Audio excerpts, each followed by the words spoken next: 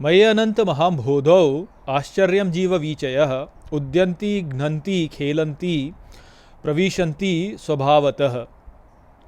नमस्कार मित्रों, ये जो श्लोक है ये अष्टावक्र गीता के दूसरे अध्याय का 25वां श्लोक है और आज के वीडियो में हम इस श्लोक को गहराई से समझेंगे। तो आइए सबसे पहले इसके अर्थ को समझते हैं। तो जो श्लोक है वो कहता है, मयि अनंत महाबोधौ, अर्थात मुझ अनंत विशाल में, आश्चर्यम जीव विचयः, अर्थात अद्भुत जीवों की लहरें, उद्यन्ति घ्नन्ति खेलन्ति, अर्थात उठती हैं, बैठती हैं, खेलती हैं, प्रविशन्ति स्वभावतः, अर्थात प्रवेश करती हैं स्वभाव से।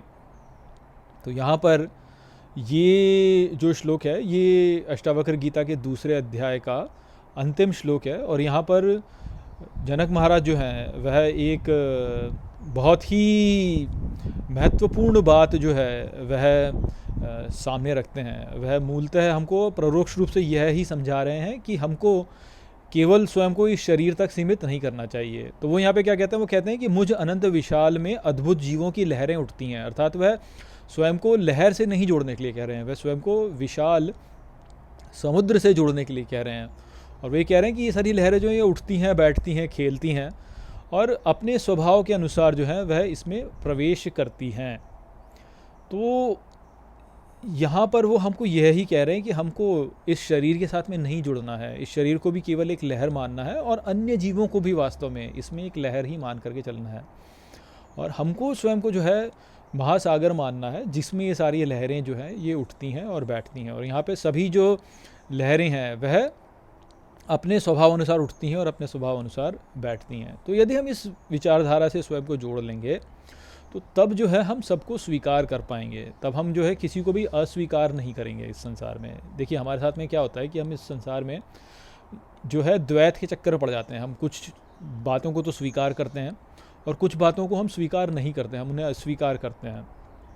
तो इस प्रकार से जो है हमारे भीतर राग और द्वेष उत्पन्न होता है, क्योंकि जिसको हम स्वीकार करते हैं उसके प्रति हमारे मन में राग उत्पन्न होता है और जिसको हम अस्वीकार करते हैं उसके प्रति हमारे मन में द्वेष उत्पन्न होता है। और इस राग द्वेष के कारण ही आसक्ति होती है और फिर जो है हम अपनी कामनाओं से फिर अपने कार्यों करने लगते हैं और इस संसार के चक्र में फंस जाते हैं। हम जो है फिर जन्म मरण के चक्र में फंस जाते हैं। परंतु यदि हम इस संपूर्ण संसार को स्वीकार कर लें तो फिर ये समस्या हमारे लिए उत्पन्न नहीं होगी। तो जैसे गीता में श्री कृष्ण बार बार कहते हैं कि हमें अपने कर्म को ऐसे करना चाहिए कि हम उन्हें किसी कामना से ना करें, कर्मफल त्याग दें हम। और कर्मफल त्यागना जो है वह हमारे लिए केवल तब ही संभव होता है जब हम ये ना सोचें कि अच्छा संसार को ऐसा होना चाहिए, संसार को वैसा होना चाहिए। कामना वास्तव में क्या है? कामना यह ही है तो ना कि संसार को ऐसा होना चाहिए, संसार को वैसा होना चाहिए। मान लीजिए आपका लड्डू खाने का मन है और आपको लड्डू नहीं मिल रहा है, तो आप में कामना उत्पन्न हो रही है कि नहीं मुझे लड्डू मिलना चाहिए, नहीं मुझे लड्डू मिलना चाहिए। तो आप एक रूप से देखा जाए तो संसार पे अपनी इच्छा को थोप रहे हैं ना। आप ये सोच रहे हैं कि संसार को ऐसा होना चाहिए कि मुझे लड्डू मिले। तो ये जो भाव होता है कि संसार को ऐसा होना चाहिए, संसार को ऐसा नहीं होना चाहिए, ये ही तो सारे दुखों का कारण है। और ये इसीलिए उत्पन्न होता है क्योंकि हम स्वीकार करने को तैयार नहीं होते हैं।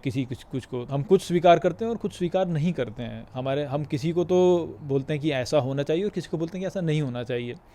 किंतु यदि हम संपूर्णता में चले जाएं और बोलें कि यहाँ पे तो संपूर्णता में तो ऐसा ही है, सब कुछ ऐसे ही होता है, तो फिर हमारे भीतर ये भाव नहीं उठेगा कि अच्छा इसको ऐसा होना चाहिए, उसको वैसा होना चाहिए, संसार को ऐसा होना चाहिए। हम फिर सबको स्वीकार लेंगे। फिर हमें ये नहीं लगेगा कि अच्छा ये अच्छा व्यक्ति है, ये बुरा व्यक्ति है, ये जो है ये सामान्य व्यक्ति है, ऐसा नहीं लगेगा। तो हमारे मन में जो हम विचारों को उत्पन्न कर रहे हैं वो विचार फिर जो हैं सम हो जाएंगे हमारे, फिर हम समदर्शी हो जाएंगे। फिर हम में ये नहीं होगा कि अच्छा ये तो बुरा व्यक्ति है और ये अच्छा व्यक्ति है। और जब ये उत्पन्न होगा ना तो फिर हमारा मन स्वच्छ हो जाएगा। फिर जो है हमको ये नहीं लगेगा कि ये ऐसा होना चाहिए, वो वैसा होना चाहिए। कामनाएं समाप्त हो जाएंगी हमारी और तब जो है हम परम शांति को प्राप्त होंगे। क्योंकि गीता में श्री कृष्ण ने यही तो बोला है कि एक बार आपने कर्म फल त्याग दिया तो फिर परम शांति को आप प्राप्त करेंगे। तो हम यदि ये करेंगे तो हम फिर परम शांति को जा सकेंगे और अपने वास्तविक स्वरूप में हम ठहर सकेंगे, जो कि तत्व ओम तत्व है, उसमें हम फिर ठहर सकेंगे। तो यहाँ पर जनक महाराज मूलतः वह ही बोल रहे हैं कि यदि हम इस धारणा को अच्छे से धारण कर लें कि मैं ये अनंत विशाल चित्त की बात हूँ, मैं ये अनंत विशाल चित्त हूँ, मैं ये जो संपूर्ण ब्रह्मांड में व्याप्त है, और उसमें ये लहरें उठती रहती हैं, कुछ उठती हैं बैठती हैं, अपने स्वभाव अनुसार सब उठती हैं बैठती हैं, पर मुझ में ही उत्पन्न हो रही हैं, तो हम सबको स्वीकार कर लेंगे। एक बार हमने सबको स्वीकार लिया तो हमारी सारी समस्या समाप्त। और ये स्वीकारना जो है एकदम से नहीं होता है, इसके लिए हमको अभ्यास करना पड़ता है, धैर्य के साथ में अभ्यास करना होता है, क्योंकि इतने लंबे समय से जो है हमने स्वीकार किया है कि वो जो चित्त की बात है वह हमारी बैठ नहीं पाती है, वह सदा जो है चलायमान रहती है, इधर उधर। परंतु उसको शांत करने के लिए हमको सबको स्वीकारना होगा ही होगा। यदि हम सबको स्वीकार लेंगे तो फिर ये चित्त की बात जो है ये ठहर जाएगी। तो उसके लिए जो है हमें धैर्य चाहिए। धैर्य के साथ में जो है हम सबको स्वीकारते जाएं। यदि हम वो करते जाएंगे तो फिर ये चित्त की बात जो है ये बैठ जाएगी। और जो हमने पिछले श्लोक में जाना था कि जो वणिक जीव होता है, जो कभी एक भाव इधर देगा, कभी एक भाव उधर लेगा, कभी एक भाव इधर देगा, कभी एक भाव उधर लेगा, कुछ भाव देगा, कुछ लेगा, कुछ देगा, कुछ लेगा, उसका विनाश हो जाएगा। तो ये जो विचार था जो पिछले श्लोक में था, वो मैंने आपको पिछले श्लोक में पूर्णतः से नहीं समझा पाया था।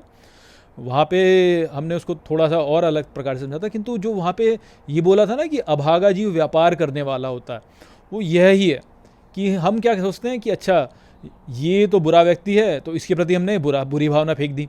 अब हमने उसके प्रति बुरी भावना फेंकी तो वहाँ से फिर बुरी भावना हमारे लिए आएगी, तो व्यापार हो गया ना, ये अच्छी भावना बुरी भावना का व्यापार हो जाता है वो। या हमने किसी के प्रति अच्छी भावना फेंकी तो वहाँ से अच्छी भावना आ गई हमारे लिए। तो जो हमारे चित्त की बात होती है वह फिर शांत नहीं हो पाती। उधर से कोई बात आई तो इधर आ गई, इधर से कोई बात गई तो उधर आ गई, तो ये व्यापार चलता रहता है। किंतु यदि हम जो है शांत होकर बैठ जाएं, हम ये चित्त की बात जो है इसको फेंकना बंद कर दें, हम सबको स्वीकार कर लें कि अच्छा स्वभाव अनुसार सब उठता रहता बैठता रहता, उठता रहता बैठता रहता।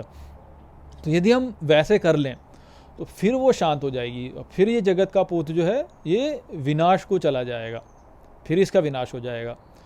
तो वो है जो कि हमको करना है वास्तव में। तो ये यहाँ पे संदेश था इस श्लोक में। आशा करता हूँ कि मैंने इस श्लोक को आपको अच्छे से समझा दिया होगा। आशा करता हूँ कि मैंने इस अध्याय को आपको अच्छे से समझा दिया होगा। यहाँ पर अष्टावक्र गीता का दूसरा अध्याय जो है वह समाप्त होता है। चलिए, नमस्ते।